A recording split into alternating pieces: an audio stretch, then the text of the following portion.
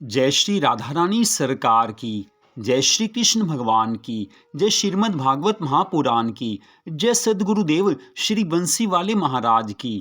मंदिर श्री बंसी वाले महात्मा यूट्यूब चैनल की ओर से आज हम आपको श्रीमद् भागवत महापुराण के अंतर्गत श्रीमद् भागवत महात्म्य के 5वें अध्याय की कथा को सुनाने जा रहे हैं। इस अध्याय का नाम है धुंधुकारी की अधोगति और गोकर्ण द्वारा श्रीमद् भागवत सप्ताह सुनाने से उसे मोक्ष की प्राप्ति। तो जैसा कि आप सभी जानते हैं कि मनुष्य जीवन भगवान की कृपा से मिला है और आज के समय में हर कोई सुख सुविधा के पीछे भाग रहा है, धन संपत्ति के पीछे भाग रहा है, भोग विलास के पीछे भाग रहा है। भगवान ने मनुष्य जीवन दिया है और मनुष्य जीवन में प्रतिदिन भगवान ने हमें 24 घंटे दिए हैं, लेकिन आप अधिकांश लोगों से पूछकर देखिए, हर कोई यही कहता है कि हमें भगवान की भक्ति करने का समय ही नहीं मिलता। यही तो माया है कि भगवान ने हमें मनुष्य जीवन दिया है, उन्हीं भगवान के लिए हमारे पास समय नहीं रहा है।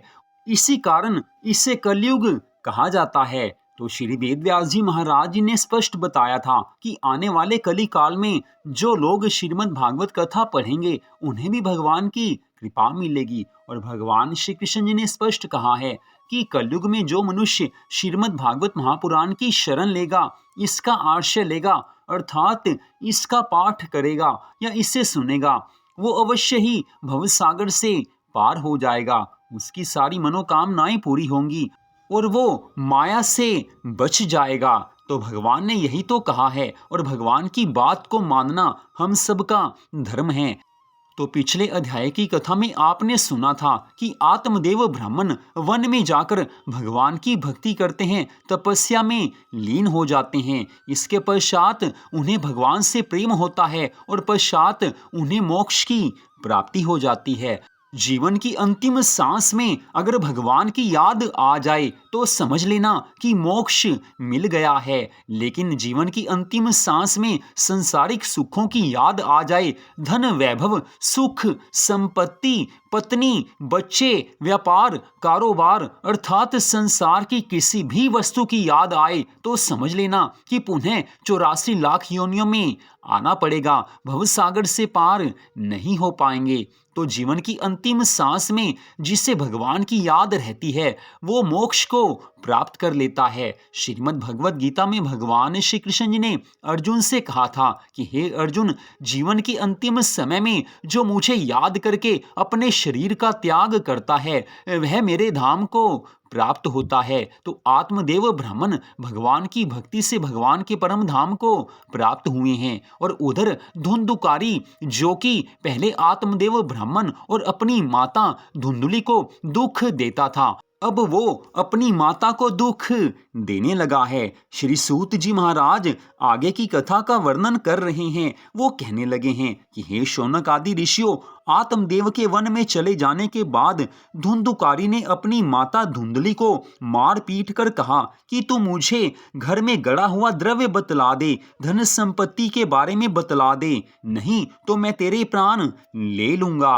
आज धुंधली ने जो पहले बुरे कर्म किए हैं उसका फल उसके सामने आ रहा है। बुरे कर्म कोई भी करेगा उसका फल उसे आज या कल तो मिलेगा ही मिलेगा। धुंधली ने जो पहले पूर्व समय में बुरे कर्म किए हैं आज वही बुरे कर्म उसके सामने आ गए हैं। धुंधुकारी की ये बात सुनकर धुंधली ने उस दिन उसे ये कहकर अपने प्राण बचाए कि मैं कल द्रव्य के बारे में बता दूंगी, मैं कल बताऊंगी कि घर में कहां पर गढ़ा हुआ द्रव्य अर्थात खजाना रखा हुआ है। वास्तव में घर में कहीं भी ऐसा खजाना नहीं था, कहीं भी धन संपत्ति घड़ी हुई नहीं थी, कहीं भी कुछ नहीं था, लेकिन अपने प्राणों को बचाने के लिए धुंधली ने उस दिन तो झूठ बोल दिया, लेकिन उसे मालूम है कि उसका पुत्र निर्दयी है, महापापी है, उसे वो नहीं छोड़ेगा। वह चिंता में पड़ गई है कि धन संपत्ति या गढ़ा हुआ खजाना कुछ भी तो नहीं है हमारे घर। अब अपने पुत्र को कल क्या कहूंगी। इसी चिंता में मग्न होकर वह एक कुएं में गिरकर मर गई, मृत्यु को प्राप्त हुई है। जीवन में अगर पाप कर्म किए हैं तो जीवन का अंत बड़ा भयानक होता है, और जीवन का अंत जब भयानक होता है तो मनुष्य ना जाने किन किन बुरी योनियों में भटकता रहता है। आज आत्मदेव ब्राह्मण की पत्नी धुंधली मृत्यु को प्राप्त हो चुकी है, और इधर गोकर्ण ने भी वहां रहना अच्छा नहीं समझा है।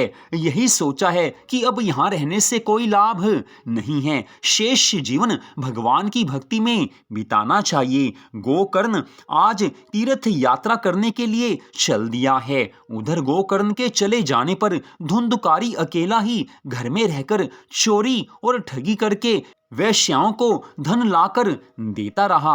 एक दिन वह कहीं से बहुत सा धन संपत्ति चुराकर ले आया और उसे वेश्या को देकर वह उसके साथ ही वहीं पर सो गया है, भोग विलास करने लगा है। तब वेश्या के घर वालों ने मन में सोचा है कि यह दूसरों का धन चुराकर हमें देता है, यदि ये कभी पकड़ा गया तो इसके साथ हमें भी दंड भोगना पड़ेगा। सच बात है कि अगर कोई चोरी करके किसी और को धन संपत्ति दे देता है तो पकड़े जाने पर जिसके पास धन संपत्ति मिलती है उसे भी दंड मिलता ही है। ऐसा सोचकर उस वैश्या के परिवार वालों ने धुंधुकारी के गले में फांसी लगाई है, लेकिन वो इतना महापापी है कि वो नहीं मरा है। तब वैश्या के परिवार वालों ने जलती हुई लकड़ियों से मार मार कर उसके प्राणों का अंत किया है। उसकी मृत्यु हो गई है। महापापी की आज मृत्यु हुई है। उस समय धुंधुकारी को उसी स्थान पर एक गड्ढा खोदकर गाड़ दिया गया। कुछ समय के पश्चात वैश्या के आसपास के पड़ोसियों ने पूछा कि तुम्हारे घर पर धुंधुकारी प्रतिदिन आता था, अब वो दिखाई क्यों नहीं देता। तब उस वैश्या ने झूठ बोल दिया कि वह व्यापार करने के लिए कहीं दूर प्रदेश को गया हुआ है। वैश्या ने झूठ बोला है। सच बात है कि वैश्या कभी किसी की सगी नहीं होती है। जो दूसरों का धन ले ले, दूसरों की संपत्ति ले ले, दूसरों का सब कुछ हर ले, वही तो वैश्या है। मूर्ख हैं वो लोग जो वेश्याओं में या पर स्त्री में अपने मन को लगाते हैं, पश्चात उनका सर्वनाश हो ही जाता है। ऐसी बुराई से बचकर रहना चाहिए। धुंधुकारी की मृत्यु हो चुकी है, वैश्या ने झूठ बोल दिया है।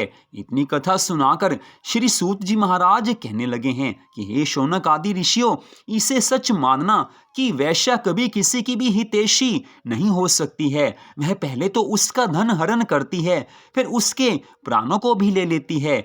उसकी जीवा पर तो अमृत और उसके उदर में हलाहल विष भरा होता है। इस प्रकार धुंधुकारी की मृत्यु हुई है। वह मरने के पश्चात एक प्रेत बन गया है। तब उसे गर्मी, सर्दी, वर्षा तथा भूख प्यास सताने लगी। इसके पश्चात जब गोकर्ण को ये समाचार ज्ञात हुआ कि उसका भाई धुंधुकारी मर गया है और उसका क्रियाकर्म नहीं हुआ है, तब उसने गया जी में जाकर धुंधुकारी का श्राद्ध किया है, और वह जिस तीर्थ में जाता वहीं उसका श्राद्ध कर देता था।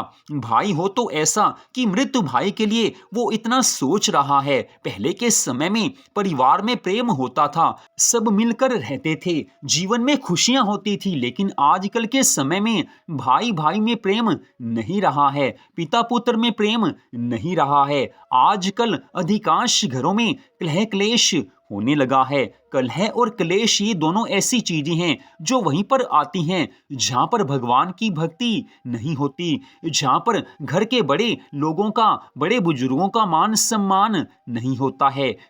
माता पिता की सेवा नहीं होगी तो उस घर में अपने आप कलह और क्लेश आ ही जाएंगे। भगवान को प्रसन्न करना अच्छी बात है, लेकिन भगवान से पहले माता पिता की सेवा अवश्य करनी चाहिए। भगवान तभी प्रसन्न होंगे अगर हम अपने माता पिता की सेवा करते हैं। माता पिता की सेवा से भगवान प्रसन्न होते हैं, भगवान कृपा करते हैं। अगर माता पिता की सेवा नहीं की है और हम बाहर जाकर दान पुण्य करते हैं, माता पिता की हम खैर खबर खबर नहीं लेते हैं, उनकी आवश्यकताओं को पूरा नहीं करते हैं और बाहर जाकर दान करते हैं, तो भगवान कभी प्रसन्न होने वाले नहीं हैं। जिन माँ बाप ने हमें जन्म दिया है, हमें बड़ा किया है, हमारे एक एक खुशी के लिए जिन्होंने हजारों दुख झेले हैं, उन माँ बाप की सेवा करना हमारा सर्वोच्च धर्म है, तभी भगवान की कृपा मिलती है। आज धुंधुकारी ने यही किया है कि अपने मृत्यु भाई के लिए वो श्राद्ध कर्म कर रहा है। जिस तीर्थ स्थान पर जाता वहीं उसके लिए श्राद्ध करता है। धुंधुकारी धर्म के ऊपर चलने वाला है। कई तीर्थ यात्रा करने के पश्चात जब गोकर्ण अपने घर आया और रात को वहीं सोया, तो उसने धुंधुकारी को कभी बैल, कभी हाथी, कभी भैंस और कभी मनुष्य रूप में देखा। तो गोकर्ण ने उससे पूछा कि तू भूत, प्रेत अथवा राक्षसों में से कौन है? उसकी बात सुनकर धुंधुकारी रोने लगा है। उसमें बोलने की सामर्थ्य नहीं थी, अतः वह कुछ नहीं कह सका। गोकर्ण ने जब यह देखा कि वह रोने के अलावा कुछ नहीं कहता है, तब गोकर्ण ने मंत्र पढ़कर उसके ऊपर जल छिड़का है। उस जल के छिड़कते ही उसका बोल निकलने लगा। तब उसने कहा कि हे गोकर्ण, मैं तुम्हारा भाई धुंधुकारी हूँ। जिस वैश्या से मेरा प्रेम था, उसने और उसके परिवार वालों ने जलती हुई लकड़ियों से मार मार कर मेरे प्राण ले लिए हैं। मरने के पश्चात मैं प्रेत योनि में पड़ा हुआ हूँ, क्योंकि जीवन भर मैंने पाप कर्म किए हैं। प्रेत योनि में होने के कारण मुझे खाने पीने को कुछ नहीं मिलता। मैं केवल वायु ग्रहण करके ही जीवित रहता हूँ। अतः अब तुम आ गए हो तो मेरा इस प्रेत योनि से किसी प्रकार उद्धार करो। धुंधुकारी की ऐसी बात सुनकर गोकर्ण ने कहा है कि मैंने तो तेरे उद्धार के लिए गया आदि सभी तीर्थों में श्राद्ध किया था, फिर तू इस प्रेत योनि से क्यों नहीं छूटा? तो धुंधुकारी कहने लगा है कि चाहे तुम हजारों श्राद्ध करो, परंतु मैं घोर पापी हूं और घोर पापी होने के कारण सहज ही मोक्ष नहीं पा सकता। अब तुम कोई ऐसा उपाय करो जिससे मैं इस अधम योनि से छूट जाऊं। आज धुंधुकारी की ये बात सुनकर गोकर्ण कहने लगा है कि अच्छा, तो तू कुछ दिन और धीरज धारण कर, मैं शीघ्र ही तेरा उद्धार करूंगा। गोकर्ण के इन वचनों को सुनकर धुंधुकारी वहां से चला गया। जब नगर के लोग गोकर्ण से भेंट करने के लिए आए, तो उसने सबका यथा योग्य सम्मान किया है। घर परिवार में कोई आए तो उसका मान सम्मान करना, यही तो हमारे सनातन धर्म की परंपरा है। घर में कोई भी आए उसका मान सम्मान होना ही चाहिए। अतिथि का मान सम्मान होगा तो भगवान की कृपा मिलेगी। गोकर्ण सबका मान सम्मान करता है। उसके उपरांत कुछ दिन बाद उसने विद्वान पंडितों और महापुरुषों से अपने भाई धुंधुकारी के उद्धार के लिए कुछ उपाय पूछा है। पंडितों ने बताया कि इसके उद्धार का उपाय तो सूर्यदेव भगवान ही बतला सकते हैं, इसलिए तुम सूर्यदेव भगवान की आराधना करो। जब ब्राह्मण यह कहकर चले गए, तब गोकर्ण ने सूर्य नारायण भगवान का पूजन किया है, उनका चिंतन करना शुरू किया है, भक्ति शुरू की है। उसकी भक्ति से प्रसन्न होकर साक्षात सूर्यदेव भगवान प्रकट हुए हैं। तब उसने हाथ जोड़कर उनसे प्रार्थना की है कि हे सूर्यदेव भगवान, आप कृपा करके मुझे धुंधुकारी के उद्धार का उपाय बताने की कृपा कीजिए। तब सूर्यदेव भगवान ने कहा है कि तुम श्रीमद् भागवत महापुराण के सप्ताह की कथा धुंधुकारी को सुनाओ, उसी से उसका उद्धार होगा।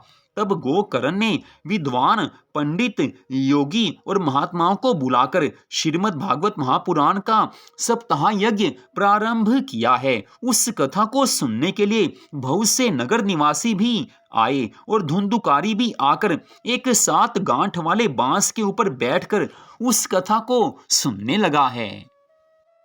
धुंधुकारी ने जीवन भर भगवान की भक्ति नहीं की थी, पाप कर्म ही पाप कर्म किए थे, लेकिन उसका भाई भगवान का भक्त है। इस कारण मृत्यु के पश्चात प्रेत योनि में उसे गोकर्ण के कारण श्रीमद् भागवत महापुराण की कथा सुनने को मिल रही है। कथा वो सुन रहा है, पूरी श्रद्धा भावना से सुन रहा है, क्योंकि अब संकट में है, अब मुसीबत में है, प्रेत योनि में है। अब मालूम है कि अब मेरा उद्धार तभी होगा अगर मैं श्रद्धा भावना से कथा सुनूंगा।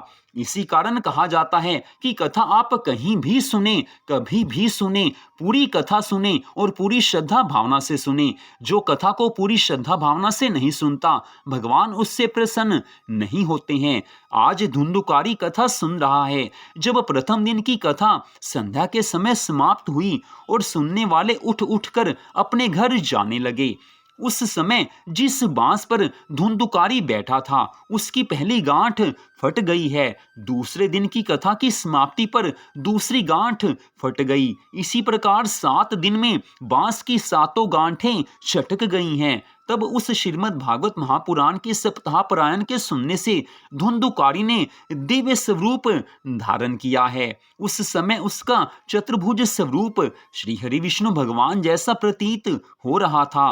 वह पीतांबर पहने गोकर्ण के पास आया और उसे प्रणाम करके कहने लगा है कि हे भ्राता, आपने मुझे घोर पाप से छुड़ाकर मेरा उद्धार किया है। श्रीमद् भागवत महापुराण की कथा के अलावा अन्य कोई उपाय मुझे इस अधम योनि से छुड़ाने वाला नहीं था। जो प्राणी इस कथा रूपी अमृत को पान करेंगे, इसे सुनेंगे या इसे पढ़ेंगे, वह अवश्य ही भवसागर से पार हो जाएंगे। धुंधुकारी गोकर्ण से ऐसा कह ही रहा था कि उसी क्षण वैकुंठ धाम से एक विमान आया है और धुंधुकारी उस विमान पर बैठकर वैकुंठ लोक को चला गया है।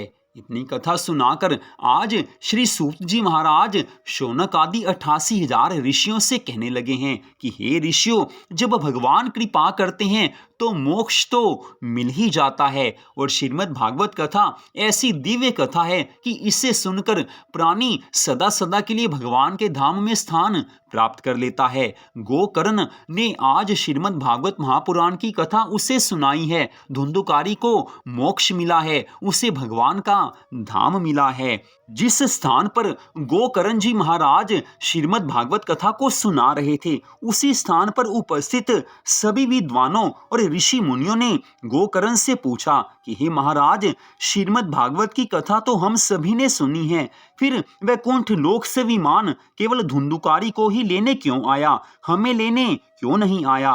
वह तो वैकुंठ धाम को चला गया और हम लोग यहीं रह गए, इसका क्या कारण है? गोकर्ण ने उत्तर दिया है कि हे भाइयों, इस कथा के फल में केवल यही अंतर है कि जो मनुष्य इस कथा को मन लगाकर सुनते हैं, श्रद्धा भावना से सुनते हैं, वह तो इसका पूर्ण लाभ प्राप्त करते हैं, और जो लोग कथा सुनते समय अपना मन संसार में लगाकर रखते हैं, स्त्री पुत्र आदि के मोह में लगाए रहते हैं, जो कथा को श्रद्धा भावना से नहीं सुनते, जो कथा को पूरी नहीं सुनते, उन्हें इस कथा का फल नहीं मिलता है। मुक्ति तो एकाग्रचित्त से कथा सुनने वाले को ही मिल सकती है, सबको मुक्ति नहीं मिलती है। जिसके मन में भगवान के लिए प्रेम है, जो प्रेम भाव से कथा को सुनता है, उसे ही मोक्ष मिलता है।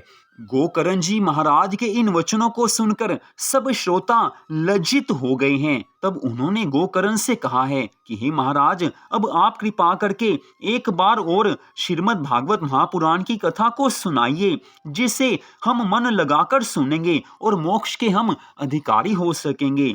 ये कृपा तो आपको करनी ही पड़ेगी। आज सब सुनने वालों की इस विनय को सुनकर गोकर्ण ने पुनः श्रावण मास में दूसरी बार श्रीमद् भागवत महापुराण की कथा को सुनाना आरंभ किया है। उस कथा को अनेकों लोगों ने एकाग्रचित्त होकर सुना है, श्रद्धा भावना से सुना है, जिसके फल स्वरूप कथा समाप्ति के दिन वहां पर अनेकों विमान आए हैं। ऐसा परम सुंदर दृश्य देखकर श्रोताओं ने गोकर्ण से कहा है कि हे महाराज, आपकी कृपा से ही हम लोगों का उद्धार हुआ है। कथा समाप्त होने पर भगवान श्री कृष्ण जी ने वहां पर आकर साक्षात दर्शन दिए हैं और वे गोकर्ण को अपने साथ विमान पर बैठाकर गोलोक धाम को ले गए हैं। फिर अन्य सब श्रोतागण भी विमानों पर बैठकर वैकुंठ लोक को चले गए हैं।